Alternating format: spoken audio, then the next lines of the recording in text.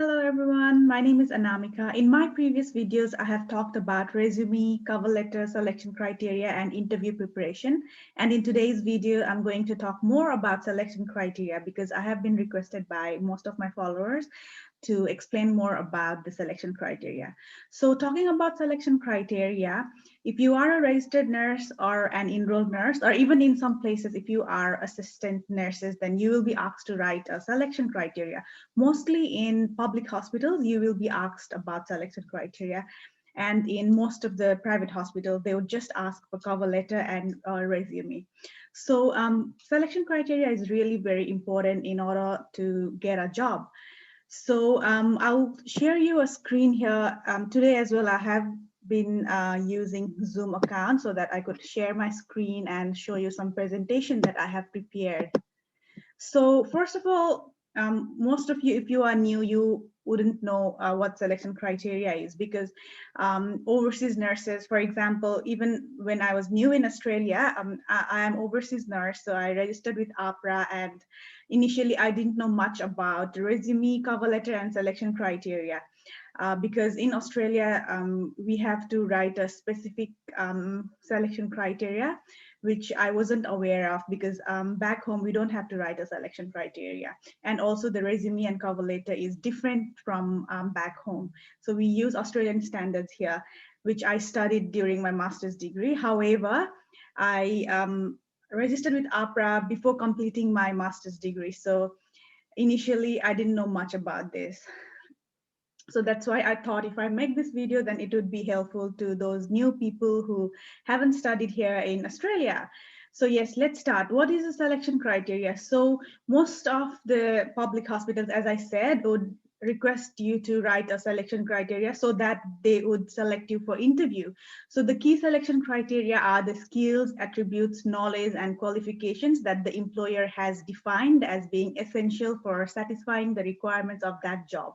So when you are applying for a job, you are required to write a short statement against each criteria, which I will be explaining later, and also which outlines how your current skills and knowledge satisfy this criteria. So I have learned during my master's degree in my professional development subject about writing the selection criteria as well. So I studied it for 6 months, and then now I am a bit confident about it. That's why I'm sharing all of my information with you all, my knowledge with you all. So yes, while you are writing a selection criteria, make sure to use STAR framework, because in Australia, STAR framework is really very important, especially in the public sector. So what's STAR framework? So S stands for situation, T stands for task, A stands for action, and R stands for results. Situation, task, action, and result. So whenever you are writing selection criteria, always include STAR framework, and do not write selection criteria for more than 150 words. For example, if you are asked 5 different selection criteria, then for each criteria, make sure you only write around 150 words. So while you write selection criteria, as you write a cover letter, start with your name, address, email address, and phone number on the right-hand side corner. And then on the left-hand side, you can write date and then address it to the recruitment officer or whoever has published that vacancy. So in most of the vacancy, you can see the name of the recruitment officer or name of the manager. So you can simply write their name if it's given over there. And then you always have to write a subject, and do not forget to write the job number and the position in the subject of that selection criteria that you would be writing. So start with the name of the person. For example, this is just a sample, so I have just made it hypothetically. So I have just written name of the hospitals and places just as an imaginary thing. So dear Jen, as a confident, proactive, and passionate registered nurse with 3 years of experience working as a registered nurse in an adult acute mental health unit at ABC Hospital and 2 years of experience overseas as a registered nurse, I wish to apply for the position of registered nurse level 2 adult acute mental health unit. So here what you could do is just write initial statement, you always have to use those powerful words like confident, proactive, passionate, enthusiastic, which would make your selection criteria look even more better and professional. So always start with those three professional words, whichever defines you the most. And then you can write your experience, and sometimes you can also add your studies if it's for a new grad application. Do not write more than few lines. So this much would be enough, and then just start straight away writing, please find my responses to the given selection criteria. So there would be at least 5 or 6 selection criteria in most of the vacancies. So here I have just given example of 2 different selection criterias, and so how to use a STAR framework in those criteria. So number 1, demonstrated knowledge and commitment to quality improvement. So do not write more than 150 words as far as possible. It can be a little bit more, but not too much, because it would be difficult for the person, whoever is reading that selection criteria.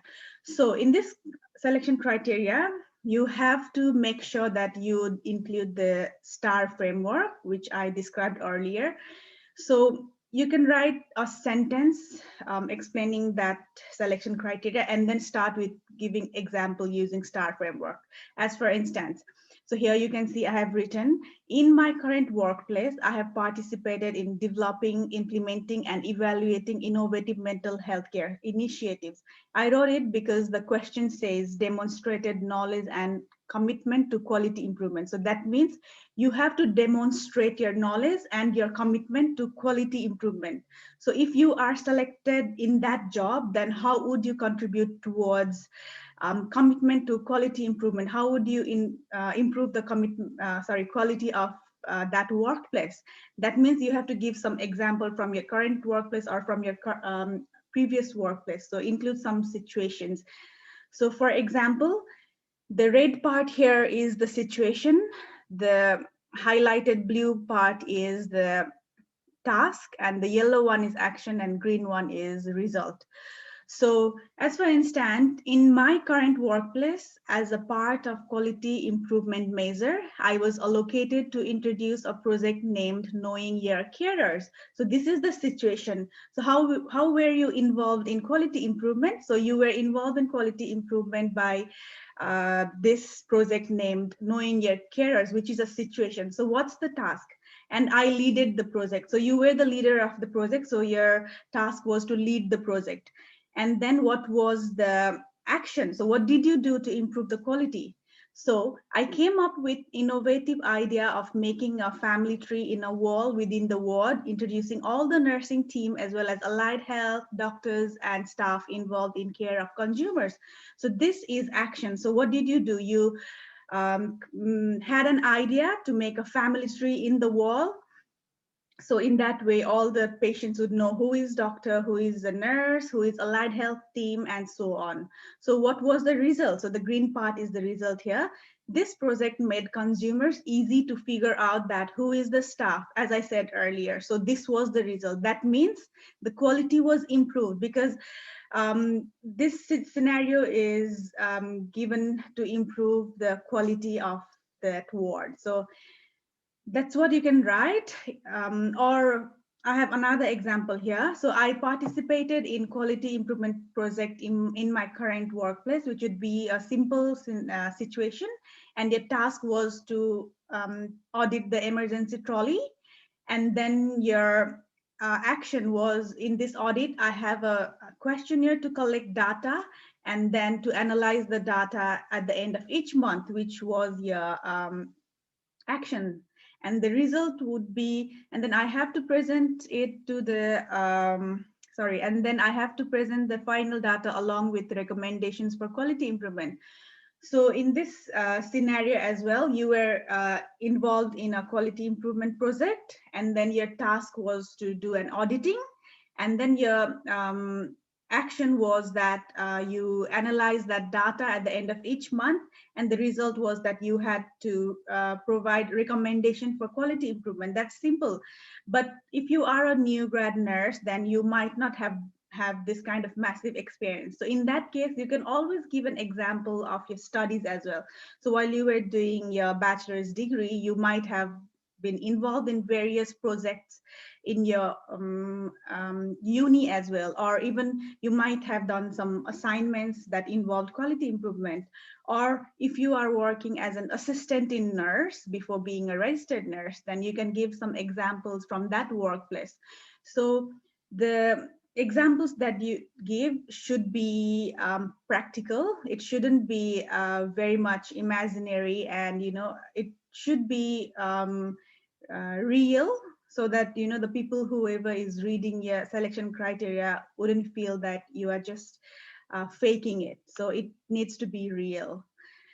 And yes, this is how you write the selection criteria using STAR framework. So next example here, sound or developing clinical knowledge. Okay, so in this selection criteria, it just wants to know that you have a sound clinical knowledge. So how would you demonstrate a sound clinical knowledge? So just a few lines that concludes that you have knowledge and sound clinical knowledge, and then start with giving example. So in my current workplace in a mental health unit as a registered nurse, I have to respond to clinical emergencies, including clinical review, rapid response, and code blue. I manage the situation working together with my colleagues using my clinical knowledge and judgment skills. So now start with STAR framework. As for instance, so this is the situation that's in red. There was an incident last year while I was on my evening shift round at ABC Hospital. I saw a patient who harmed himself by cutting his wrist and was lying on the floor. So this is the situation. And now the task. So STAR, situation, task, action, result. So what's the task? It's written in blue here. So in that situation, I followed doctors ABCD, and I checked for any danger in the environment. I checked for the patient's response. So sorry, it should be him because the patient is a male. So I checked for his response. He was conscious. Then I asked for help. So I asked my colleague to bring the med trolley. So this is the task. This is what you did in that situation. And now what's the action? So the yellow part here is the action. I followed the hospital's protocol in this situation, which was code blue, and started to provide first aid until the code blue team arrived. And what's the result of that scenario? So the patient was taken to the ICU and his life was saved. So because of what you did, the patient's life was saved because the patient was taken to the ICU immediately as soon as the team arrived. And then I was praised by my manager and rewarded as Star Employee of the Month. So this would be a good example. So if you have faced similar situation at your workplace, if they will ask you to write a selection criteria about your knowledge and your clinical competence, you can write similar examples. So you might have faced similar situation, but if you are new grad, then you might not have faced similar situations. So as I said earlier, if you are new grad, you can involve your experience from your assistant in nursing work. So if you have worked as AIN or PCA, if similar situations has happened, then you can use those examples. Sometimes even in residential aged care, you might have helped the nurse with a fall, or you might have helped the nurse with some kind of maybe wound dressing, or to find out the pressure sore of the resident. You can use any examples that might be relevant. So yes, this is how you write a selection criteria using a STAR framework. I have a lot of selection criteria that I could explain, but I would like to limit it with these two examples for today. So if you have any more questions, you can comment below and I'll try to answer your questions. So at the end of the selection criteria, after finishing all the selection criteria, you can write a concluding paragraph. So for example, I have written here, if given an opportunity to work with Austin Health, I would bring my compassionate and empathetic nature to a position that would be my way to make positive contribution to the organization. And just finish it by saying, I look forward to meeting with you to discuss the position forward. Kind regards and your name. That's it. That's simple. So Whenever you're writing a selection criteria or even a resume or a cover letter, make sure there is no any grammatical errors, there is no any spelling errors, and it needs to be logical as well. So make sure you ask one of your friends to proofread it for you, or even you can ask your family members to proofread. In this way they can find out your grammatical errors or spelling errors. And sometimes if you have written some criteria, some examples using the star framework which is not real, it might not sound a bit logical and real to the other person, whoever is reading it. So always make sure at least you give few of your friends to read that selection criteria. And yes, good luck everyone. Take care and stay safe. I will see you again in my next video. In my next video, again, I will be explaining more about resume, because though I have explained about the resume and cover letter in my previous videos, I have been asked by many people to explain more about it. So my next video would be about resume again, explaining the criteria for resume using the Australian standards. So yes, I'll see you again in my next video. Bye bye.